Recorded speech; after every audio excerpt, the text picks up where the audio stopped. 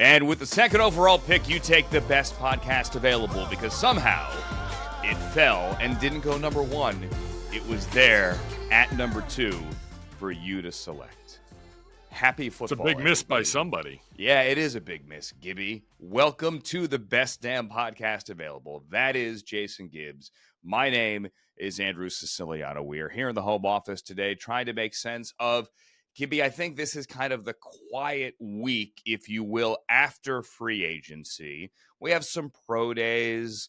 UCLA Pro Day was here in LA on Monday. The Big 12 Pro Day, like a combined everybody thing, is at the Cowboys facility starting today.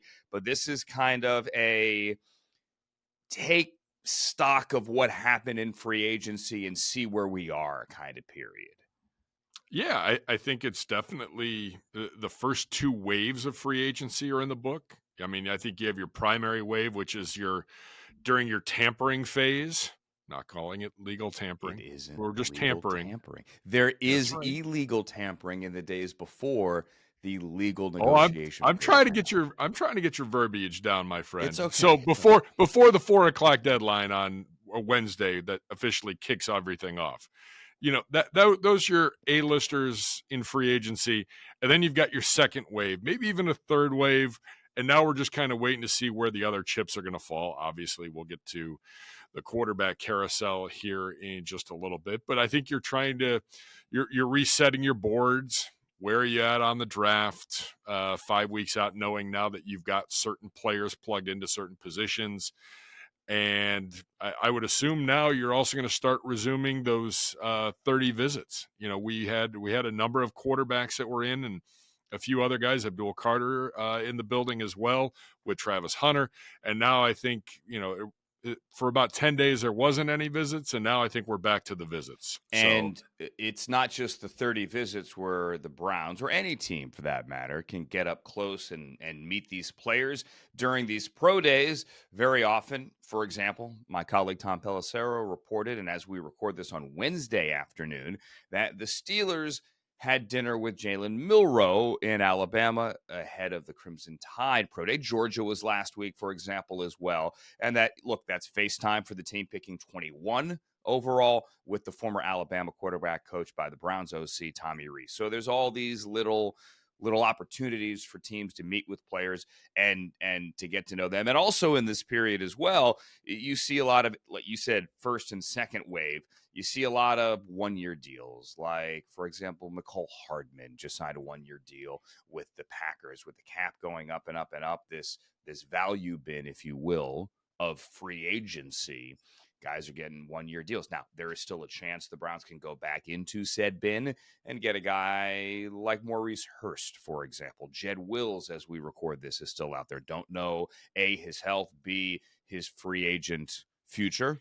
But is that a possibility? Juan Thornhill left the Browns. He has now gone to the Steelers, rocking a Terrible Towel and Renegade. By the way, most overrated song of all time. Like, I don't get it. On his socials, Juan Thornhill gets a one-year deal here. You're making a face. It's the closest thing that like you have to like a college event. It pains me because it has come at my expense since I've never won there in 12 seasons.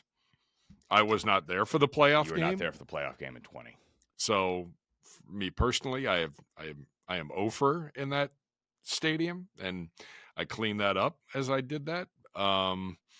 You know, it is kind of it's a cool thing that I hate because I know it means nothing but trouble for us as a franchise. Let's move on. Let's talk about the quarterbacks here because the Steelers are actually going to be part of this conversation. And before we get to our guest, Joe Tryon-Shoyinka will join us shortly. Let's talk about the indecision, or rather the big question mark for the Browns, the Steelers, as we record this, the Vikings and the Giants as well at quarterback. And let's go back to our interview from last week, and that's Myles Garrett. The setup is this. He did the podium on Friday, spoke to the media, and then after doing the podium, came around the corner and sat down in the room in which you now sit and did this show, did the best podcast available. And I asked Myles about the team's quarterback plans because seemingly when he was on the podium, and I don't know if you agree, Gibby, he seemed to be dropping some hints that something might be brewing. Did you get that, or did I Did I imagine that because I want it to happen? Well, something's happened because Miles is back. He's back, but I meant like big so picture quarterback wise. yeah, I would assume there have been some conversations that leads him to think that maybe there's something on the horizon. Yes, that's what I Yeah. got. And so I kind of pressed him on it, and this was the interaction. In all seriousness, do you know who the quarterback's going to be? I mean, do you have an idea? After conversations, I do have an idea. Okay. Do you like the idea? I like it enough to be here smiling in front of you because I think we have a good chance of that happening and making the most out of it. Can you tell us who it is, Miles? You know I can't do that. I've been asked multiple times, did I continue that conversation with Miles off the air? And the answer is no, I did not. We were on a Zoom. There were other people in the room there. I believe the door might have even been open out to the hallway. It was not one of those, hey, okay, I'm going to lean in now. You could tell me who we're taking and what we're doing now, right? No one's listening to this. It wasn't one of those. I did not have the advantage of being there in the room with him, so I did not follow up. I could not. I don't have any more insight. But Gibby, what blows me away here, and Good Morning Football has run this, and ESPN has run this. What blows me away is the number of answers, and you could see it on social as well in the comments beneath the posts of what other people think he's referring to. I have heard it means the Browns are signing Russell Wilson. I have heard it means the Browns are signing Joe Flacco. I have heard it means the Browns are re-signing Jameis. I have heard it means the Browns are going to sign Aaron Rodgers, which I do not expect. I have seen it means they're taking Cam Ward. I've seen Shedeur Sanders. I've seen Will Howard. I have also seen the Browns are trading for Kyler Murray. And I've seen that one like 5 times in my comments. I want you to know I don't know. I also don't think that Kyler one is going to happen in any way, shape, or form. But it blows me away just like the wide scope of responses, people thinking they know what Miles seems to suggest he knows. Yeah. Look, you didn't even mention a guy like Carson Wentz. There's some other names out there. I saw something today on a free agent quarterback tracker that had Teddy Bridgewater as a candidate to be at like a QB3. So I think there's a lot out there. I think there's a lot of options. I think the Browns feel like they're in a good place, and I know they have one quarterback in their room currently, and obviously, Deshaun continues his rehab, but I think they're evaluating everything right now. I think they're waiting to see what might happen with the Aaron Rodgers domino, not for them per se, but how it affects maybe some of their other options. Sure. You just keep hearing that the Browns are going to sign another quarterback, but it has to be at their price.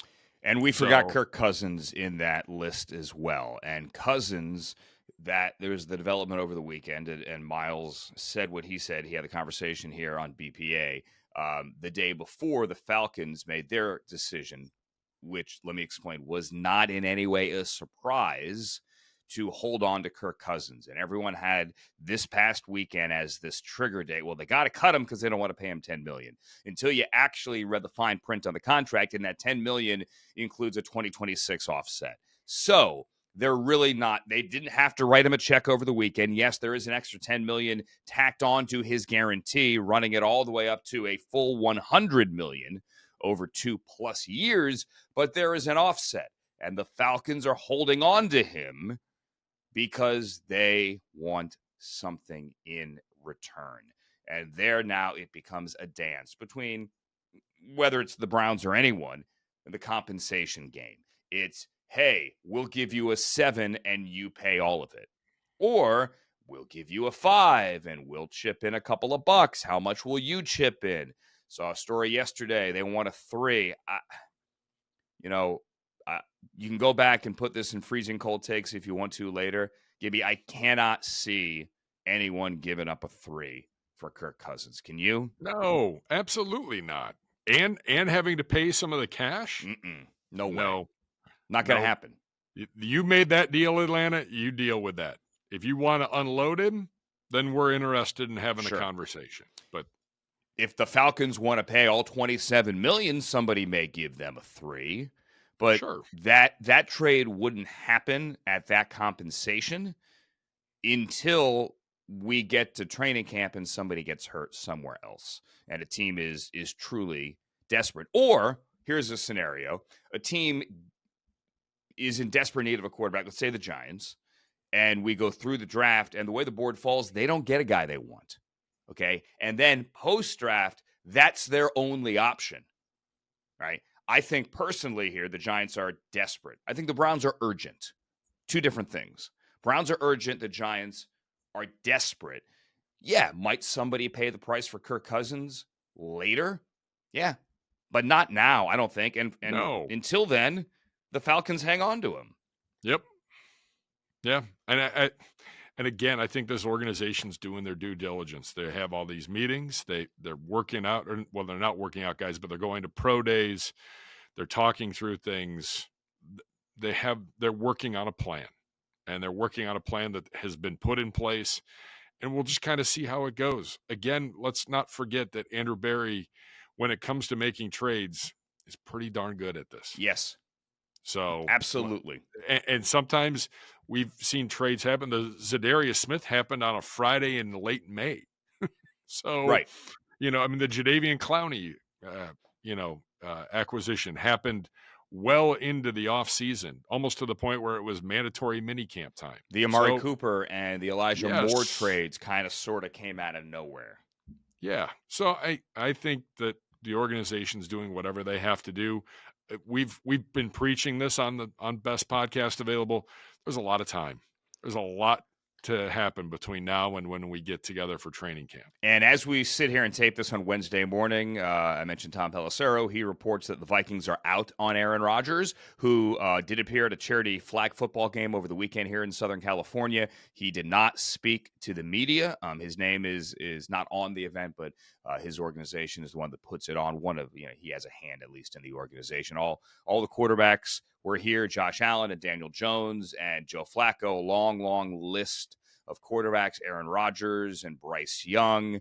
Aaron did not speak, as far as I can tell, to the media. Without the Vikings in it, if he wants to play, it's down to the Steelers and the Giants. I would pick, if I were him, the Steelers over the Giants. I would prefer to see him with the Giants, however, from our Browns selfish perspective, because I think that would take the Giants out of the quarterback business at 3, and that changes the top of the draft. Because I think if you're the Giants and you go get Aaron Rodgers right now, and again, if I'm him, I wouldn't want to do that one. But if he does go there, you have to be all in. I mean, they're not going to pull a Cousins, or they're not going to pull a Jordan Love thing here, or a Penix or a Jordan Love. To me, you go, maybe we take Travis Hunter, put him with Malik Neighbors and Aaron, we're all in 2025. As I said, they're kind of desperate. If he goes to the Steelers, however, it makes our 2 games interesting, and I think it makes the jockeying potentially between the Browns and the Giants at the top of the draft that much more interesting as well. Absolutely. So again, we got what, 5 weeks to the draft? 5 week siege. Yep, maybe 5 weeks. 5 weeks All from this week. Actually, 5 weeks from right now. The players that will go to Green Bay. Last year there were 13 players that went. 5 weeks from right now, those players will be, maybe even at this minute, at a Place 60 event in Green Bay with local kids. The commissioner is usually there, and that is their first time with the media in the draft city 5 weeks from today. We don't know that list. The list normally doesn't come out until about 2 weeks before the draft.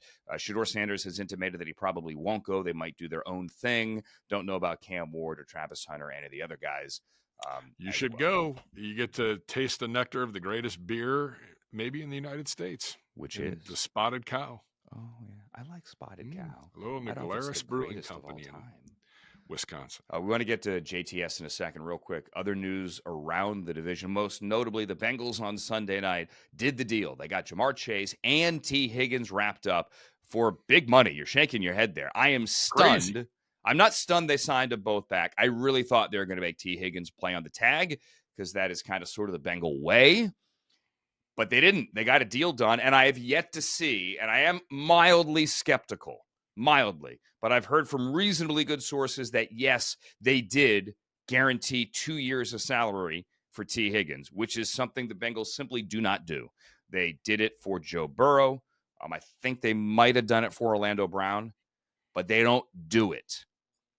They did it here, allegedly. On a personal level, I like both of them. I've interviewed them both, especially love Jamar. Awesome dude. It's good for them. And now, Gibby, we have to see what they do with Trey Hendrickson. Yeah. And boy, your front office and your coaching staff in Cincinnati better be really good at evaluating talent coming out in the draft, and more importantly, developing talent, because I don't know how you're going to pay a lot of other people on that roster. Well, think about it. If you bring back Hendrickson, and there's no way he's going to get Miles money. He's not going to get, I'd be stunned if he got Max Crosby money. He is older than both. He's also performed really well. Nobody cumulatively in the last 2 years has more sacks in the NFL than Trey Hendrickson. So he has done the numbers, right? He has put them up. Do people think he's an ascending player when his age begins with a 3?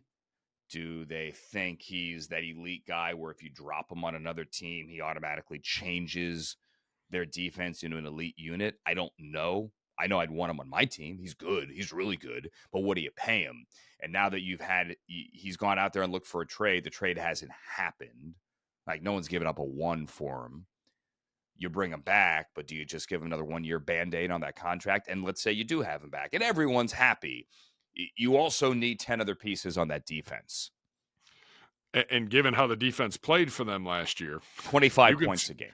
You can score a lot of points, but if you're giving up more, then you miss the playoffs. Yeah, they repeatedly scored 30 points a game and lost.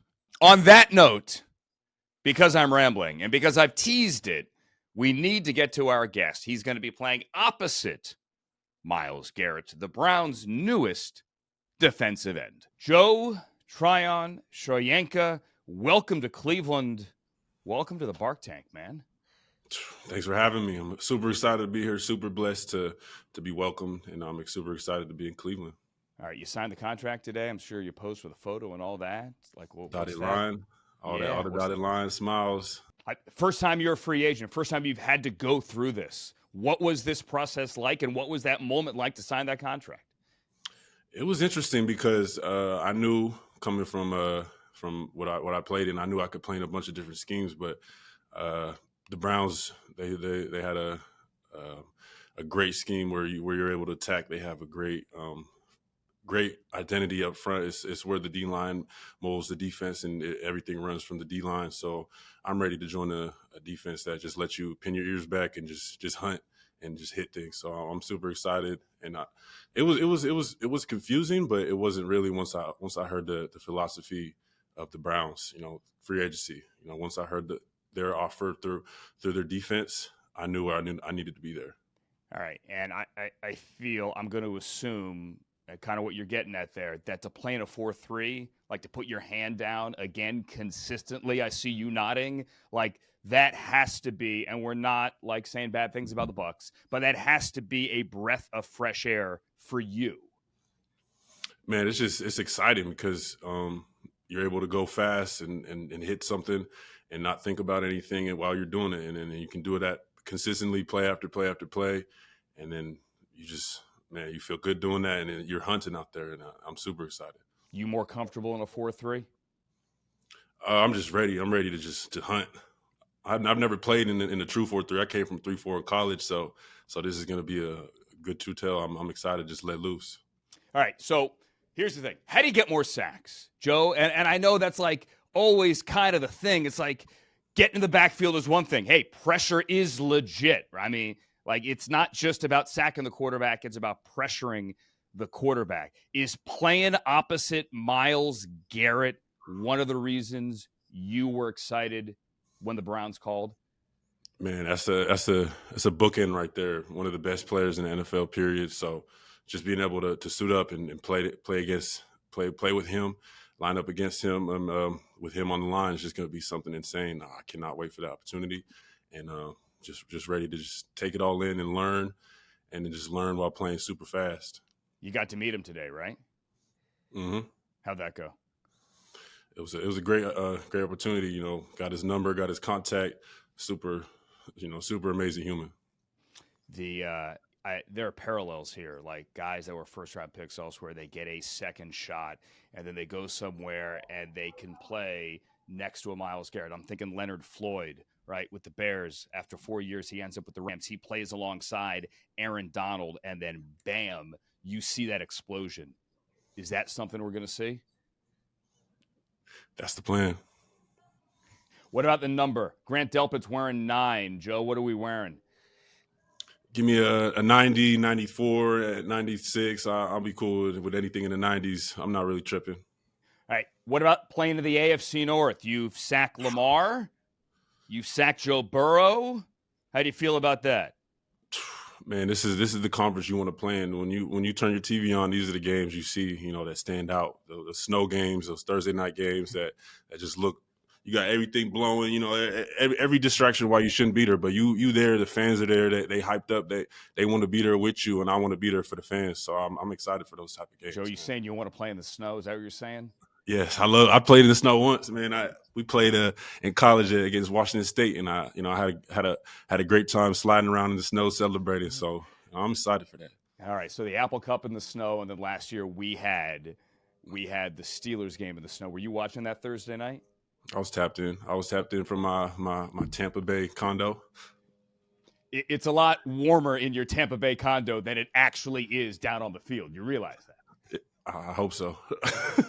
Good. Let's talk about off the field, Joe, because you did a lot of work in Florida, off the field, in the community in Tampa to help single mothers, right? Because you were raised by a single mother. Your mom, Andrea, did such a great job with you, and your sister, Julia, who's now just finishing med school and going into her residency in New York. How important is that to give back to the community, and how much of that is going to be your life now in Northeast Ohio?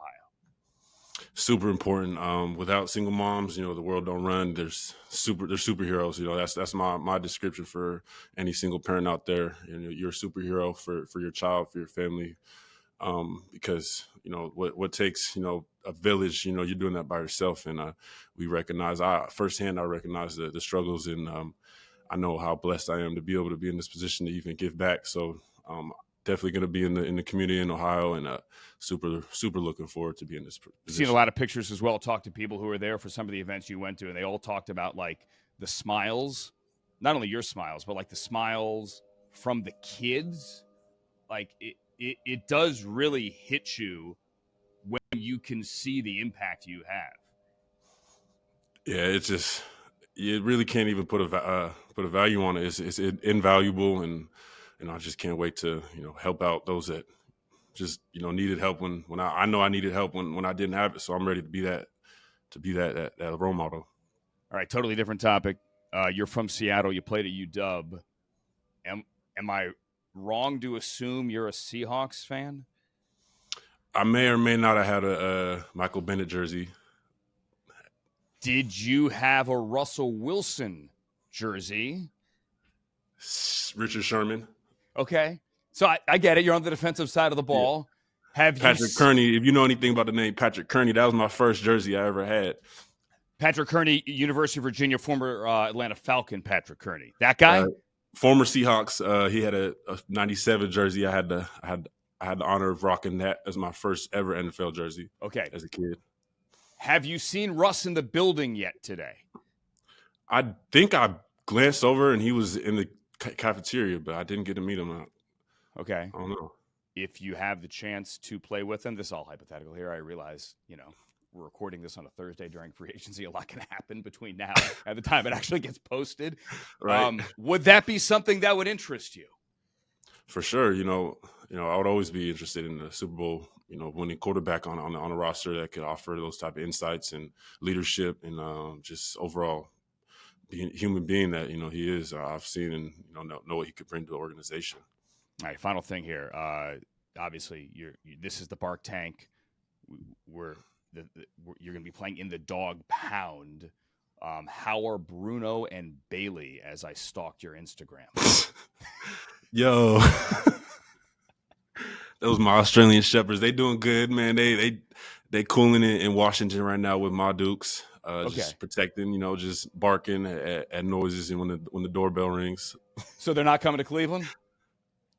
It depends. I might have to get a bigger dog out here because they're insane. That together they need like a walker all the time. They're insane. Okay. Well, you know what? You could be the big dog as well and get a new big dog and bring the other dogs, when you have to play the dog we pound. do all that. Whatever you want. We appreciate you, Joe. Thanks for doing the Bark Tank, man. Can't wait to meet in person. Good luck to you, sir. Of course, Andrew. Thanks for having me. Take care. I've said this a couple of times, Gibby. I think that is a big upside play here for the Browns, former first-round pick. Todd Bowles moved him around a lot. I don't know if that was to his it wasn't to his benefit. I'll say it that way. And I think rushing, you put him wide, opposite Miles. I think it's a good position to be in. Yeah, let him attack. That's what he said it multiple times in his press conference, in his interview with you. Just excited to be able to run downhill and chase the quarterback and get after the quarterback and make plays in the backfield that force that quarterback to make mistakes with the football, hopefully at the benefit of our secondary. So he's exciting. I think it's a good addition. I think you can't have enough guys on that defensive front, especially with the rotation that Jim Schwartz likes to use. Next week, as mentioned, it is back to draft season. Not that we're not in draft season right now. And maybe next week, Gibby, we do a deeper dive on Journey at Huntington Bank Field on draft night. Do you have a favorite Journey song other than Don't Stop Believing? I do, and I don't remember the name of it, but it's about them being on the road. Any way you want it? No. Wheel in the Sky? No. It's kind of like a ballad.